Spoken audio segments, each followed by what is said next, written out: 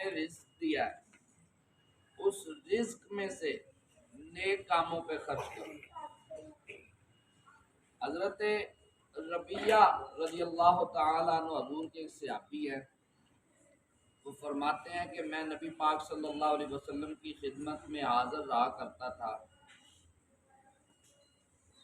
دن کو میں نبی پاک صلی اللہ علیہ وسلم کے کام کرتا، رات کو نبی پاک صلی اللہ علیہ وسلم کے دروازے کی اوٹ میں رک جاتا، حتیٰ کہ میں نبی پاک صلی اللہ علیہ وسلم کو دیکھتا کہ سرکار مدینہ صلی اللہ علیہ وسلم لمبا قیام فرماتے اور اللہ کی حمد بیان فرماتے، حتیٰ کہ پھر نبی پاک صلی اللہ علیہ وسلم سجدہ فرماتے، اللہ کی پاکی بیان فرماتے۔ تو کئی بار یوں ہوتا کہ نبی پاک صلی اللہ علیہ وسلم کا قیام لمبا ہو جاتا، سجدہ لمبا ہو جاتا، لیکن میں ربیہ کو نیند آ جاتی، میں اسی دروازے کی اوٹ میں سو جاتا۔ تو ایک دن نبی پاک صلی اللہ علیہ وسلم نے مجھ سے پوچھا کہ اے ربیہ مانگ کیا مانگتا ہے؟ تو نبی پاک صلی اللہ علیہ وسلم نے فرمایا، نبی پاک صلی اللہ علیہ وسلم کے فرمان کو سن کر حضرت ربیہ کہتے ہیں کہ میں نے سرکار کی بارگاہ میں عرض کی، حضور اگر مجھے مہلت دے دیں تو میں سوچ لوں، میں کسی سے مشورہ کر لوں۔ تو نبی پاک صلی اللہ علیہ وسلم کی بارگاہ میں دوبارہ حضرت ربیہ حاضر ہوئے تو عرض کرتے ہیں یا رسول اللہ صلی اللہ علیہ وسلم، آپ میرے لیے اللہ کے حضور جنت مانگ دیجئے، مجھے جنت چاہیے، جہنم سے آزادی چاہیے۔ تو نبی پاک صلی اللہ علیہ وسلم خاموش ہو گئے۔ تو سرکار نے فرمایا کہ اے ربیہ یہ تجھے کس نے مشورہ دیا؟ جنت کا تمہیں کس نے مشورہ دیا؟ تو نبی پاک صلی اللہ علیہ وسلم کے فرمان کو سن کر حضرت ربیہ عرض کرتے ہیں یا رسول اللہ، جب میں نے خود سوچا کہ اگر میں دنیا کا مال و متاع مانگوں، میں دنیا کی دولت مانگوں تو یہ تو فانی ہے، یہ تو ختم ہو جانے والی ہے، یہ مٹ جانے والی ہے۔ تو یا رسول اللہ صلی اللہ علیہ وسلم میں نے جنت مانگ لی جو کہ مٹنے والی نہیں، جو کہ ختم ہونے والی نہیں۔ ایک حدیث پاک میں یوں بھی ہے کہ نبی پاک صلی اللہ علیہ وسلم کو حضرت ربیہ وضو کروا رہے ہیں تو نبی پاک صلی اللہ علیہ وسلم کا دریائے رحمت جوش میں آیا تو سرکار نے فرمایا ربیہ سل، مانگ، کیا مانگتا ہے؟ تو عرض کی یا رسول اللہ صلی اللہ علیہ وسلم مجھے کائنات کی کوئی چیز نہیں چاہیے، بس میں آپ کو آپ سے مانگتا ہوں، یعنی کہ میں آپ کی رفاقت مانگتا ہوں۔ اس دنیا میں جس طرح آپ کی خدمت کر رہا ہوں، اس دنیا میں جس طرح آپ کے ہاں حاضر رہتا ہوں خدمت کے لیے، یا رسول اللہ قیامت والے دن بھی مجھے آپ کی خدمت کا موقع میسر آ جائے، میں آپ کے ساتھ رہوں۔ تو نبی پاک صلی اللہ علیہ وسلم نے دونوں احادیث کے اینڈ پہ جو الفاظ ہیں، نبی پاک صلی اللہ علیہ وسلم نے فرمایا ربیہ اگر تو میری رفاقت یا تو جنت چاہتا ہے تو پھر میری مدد کر۔ عرض کی یا رسول اللہ صلی اللہ علیہ وسلم کیسی مدد؟ تو نبی پاک فرماتے ہیں کہ اے ربیہ اپنے سجدوں میں طوالت پیدا کر، زیادہ سجدے کر، جب تو زیادہ سجدے کرے گا اللہ کی زیادہ پاکی بیان کرے گا، اللہ تجھے سبحان اللہ۔ تو حضرت عبداللہ بن عمر غالباً حضرت عبداللہ بن زبیر کے متعلق کہا جاتا ہے کہ نبی پاک صلی اللہ علیہ وسلم کے وہ غلام ہیں کہ بہت لمبا قیام فرمایا کرتے تھے، رات کو بہت لمبے سجدے کیا کرتے تھے، حتیٰ کہ کہا جاتا ہے کہ حضور کے وہ غلام ایسے تھے جب مسجد میں قیام فرماتے تو یوں لگتا ہے جیسے کوئی پلر کھڑا ہے، جیسے کوئی مینارہ کھڑا ہے، جیسے کوئی برج کھڑا ہے۔ تو چڑیاں جو تھی وہ آ کر حضرت عبداللہ کے جسم اطہر پہ بیٹھتی، ان کو معلوم نہ ہوتا کہ یہ کوئی انسان کھڑا ہے۔ ایسا قیام، بے خودی کا قیام، یعنی کہ دنیا و ما فیہا کی خبر ہی نہیں، اس طرح کھڑے ہیں اللہ کے حضور کہ چڑیاں بیٹھ رہی ہیں، ان کو پتہ ہی نہیں یہ دیوار ہے یا انسان ہے۔ حتیٰ کہ جب نبی پاک صلی اللہ علیہ وسلم کے یہ غلام سجدہ فرماتے تو پھر نبی پاک صلی اللہ علیہ وسلم کے غلام کے جسم اطہر پہ چڑیاں آ کر بیٹھتی، تو آپ کو جو لقب دیا گیا، یعنی کہ صحابہ کرام علیہ رضوان حضرت عبداللہ کو کہا کرتے تھے یہ مسجد کا کبوتر ہے، یہ مسجد سے باہر ہی نہیں نکلتا، یہ مسجد میں ہی رہا کرتا ہے۔ تو پیارے بچوں، نماز دین کا ستون ہے۔ نبی پاک صلی اللہ علیہ وسلم نے فرمایا اسلام کی بنیاد 5 چیزوں پہ ہے۔ کتنی؟ بعض روایات میں 6 چیزوں پہ ہے۔ کون سی؟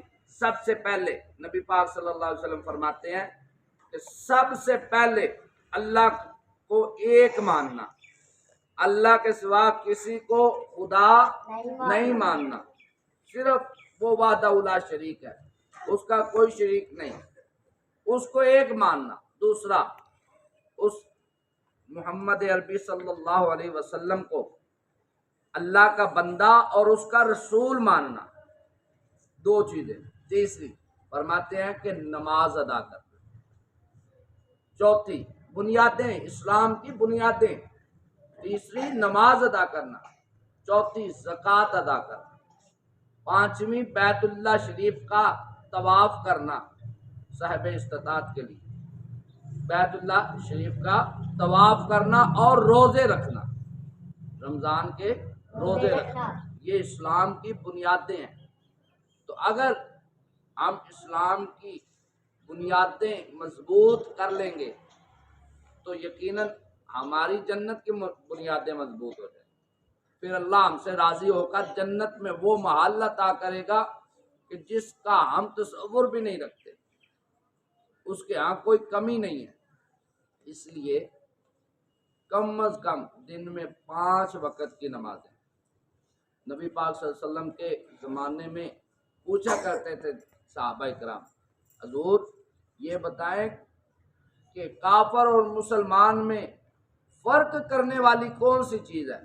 تو نبی پاک فرماتے تھے کہ ایک نماز ہے جو مسلمان اور کافر میں فرق کرتی ہے۔ تو آج ہم نہ تو فجر پڑھ رہے ہیں، نہ ظہر پڑھ رہے ہیں، نہ عصر، نہ مغرب، نہ عشاء۔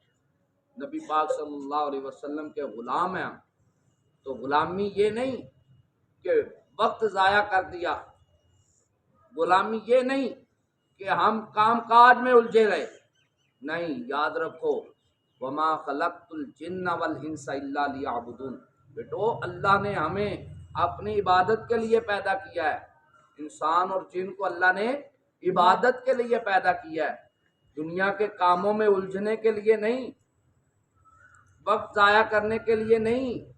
وہ تو قرآن میں بار بار فرما رہا ہے الذی خلق الموت والحیات لیبلوکم ایکم احسن عملا، میں اللہ نے تمہیں موت و حیات کا سلسلہ اس لیے دیا ہے کہ دیکھوں نیک عمل کون کرتا ہے، برے عمل کون کرتا ہے، اور پھر فرماتا ہے میں نے نیکی اور برائی کی طاقت تمہیں دی ہے، وَأَلْهَمَهَا فُجُورَهَا وَتَقْوَاهَا، فرماتا ہے ایک اچھائی کی طاقت تمہیں دی ہے اور دوسری برائی کی، پھر فرماتا ہے قَدْ أَفْلَحَ مَنْ زَكَّاهَا، اگر نیکی کرو گے تو کامیاب ہو جاؤ، وَقَدْ خَابَ مَنْ دَسَّاهَا، اگر برائی کرو گے تو ناکام ہو جاؤ۔ تو جب اتنا کچھ اللہ نے عطا کیا، پھر اپنے علم کامل سے میرے اور آپ کے رویے کو اللہ نے دیکھا تو قرآن میں ایک شکوہ ارشاد فرمایا، اللہ فرماتا ہے یا ایھا الانسان ما غرک بربک الکریم، اے انسان بتانا تجھے کس چیز نے تیرے مالک سے دور کر دیا، وہ تیرا مالک تو کریم ہی بڑا ہے، تیرا مالک تو رحیم ہی بڑا ہے، اور تجھ سے پیار ہی بڑا، 70 ماہوں سے بڑھ کر اللہ پیار کرتا ہے۔ ایک ماں کا پیار یہ ہے کہ نبی پاک صلی اللہ علیہ وسلم کا مقدس زمانہ تھا تو ایک خاتون آئی روتی ہوئی، وفد تھا اس میں ایک خاتون روتی ہوئی آئی، تو نبی پاک صلی اللہ علیہ وسلم نے دیکھا، صحابہ نے دیکھا کہ وہ کبھی دائیں جاتی ہے، کبھی بائیں جاتی ہے، کبھی آگے کبھی پیچھے، رو رہی ہے تو آوازیں دے رہی ہے، اپنے بیٹے کو بلا رہی ہے، اس کا بیٹا گم ہوا ہے، کسی کا بھی بیٹا دیکھتی ہے اس کا چہرہ اپنی طرف موڑ کر पहचानती है कहीं मेरा बेटा ना हो। हत्ता कि जब उसका बेटा मिल जाता है अपने बेटे को सीने से लगा कर चूमती है और कहती है बेटा मेरी आंखों से दूर ना जाया कर। जब तू अपनी माँ की आंखों से दूर जाता है तो तेरी माँ पे बुढ़ापा छा जाता है, तेरी माँ का दिल जो है वो बिल्कुल पसीज जाता है, हत्ता कि तेरी माँ मरने के करीब हो जाती है। तो अपनी माँ के दिल का सुकून है। तो नबी पाक सल्लल्लाहु अलैहि वसल्लम ने ये मंजर जब देखा ना तो साहबा से फरमाया साहबा जरा बताओ अगर इस माँ को कहूँ कि अपना बेटा उठा और आग में फेंक, इस माँ को कहूँ कि अपना बेटा उठा और आग में फेंक दिया तो क्या ये माँ अपने बेटे को आग में फेंक देगी? तो नबी पाक सल्लल्लाहु अलैहि वसल्लम के गुलाम अर्ज करते हैं सोना ये देखें कितना प्यार कर रही है, कभी सीने से लगाती है, कभी मीठी मीठी बातें करके अपने दिल को बहलाती है, कभी इसे चूमती है। हजूर ये आग में फेंकना तो दूर की बात, सोना ये तो इसके पाँव में एक कांटा भी चुभने ना दे। तो मेरे मुस्तफ़ा करीम सल्लल्लाहु अलैहि वसल्लम की आंखों में आंसू आ गए। सरकार ने फरमाया साहबा ये तो एक माँ का प्यार है। जरा सोचो जो 70 माओं से बढ़कर प्यार करता है वो कब चाहेगा कि उसका बंदा जहन्नुम का ईंधन बन जाए। वो तो बार बार फरमा रहा या अय्युहल्लज़ीना आमनू कू अनफुसकुम व अहलीकुम नारा, ऐ ईमान वालों अपने आप को बचाओ अपने अहलो अयाल को बचाओ किससे? जहन्नुम की आग से। तुम्हें तुम्हारे रब से किसने दूर कर दिया है? पैसों की चमक ने, अशरफियों की खनखनाहट ने, लहलाते हुए खेतों ने, जानवरों की दर्जनों, बताओ ये चीजें फानी है। उसने तो तुम्हारे लिए सिलसिला बनाया कुल्लु नफ्सिन जायकातुल मौत, हर एक जीरू ने मौत का जायका चखना है। सजदों की ताकत अभी है, अभी सजदे कर लो। कयाम की ताकत अभी है, अभी कयाम कर लो। फिर हमने ऐसे भी देखे हैं जब वक्त था उन्होंने सजदे नहीं किया, अब वो सजदा कर भी नहीं सकते, जमीन पर सजदा उनको मुयस्सर नहीं आ रहा। कुछ ऐसे भी थे कयाम में खड़े हो सकते थे लेकिन वो कयाम कर नहीं सके, अब उनमें ताकत नहीं है कयाम करने की, वो बैठ के नमाज पढ़।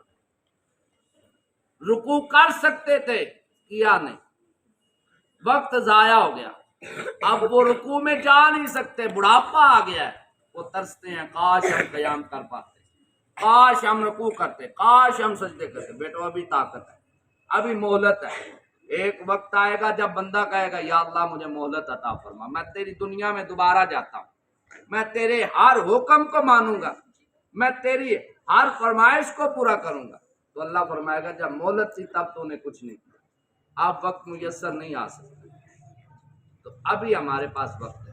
तो दुआ करते हैं अल्लाह हमें अमल की तौफीक अता फरमाए, सही मानों में अल्लाह की इबादत की तौफीक दे। अल्लाह अपने हबीब के सदके हमें 5 वक्त का नमाजी बनाए, कुरान पढ़कर समझ कर अमल की तौफीक अता फरमाए। आमीन बिजाहि नबी। चलें।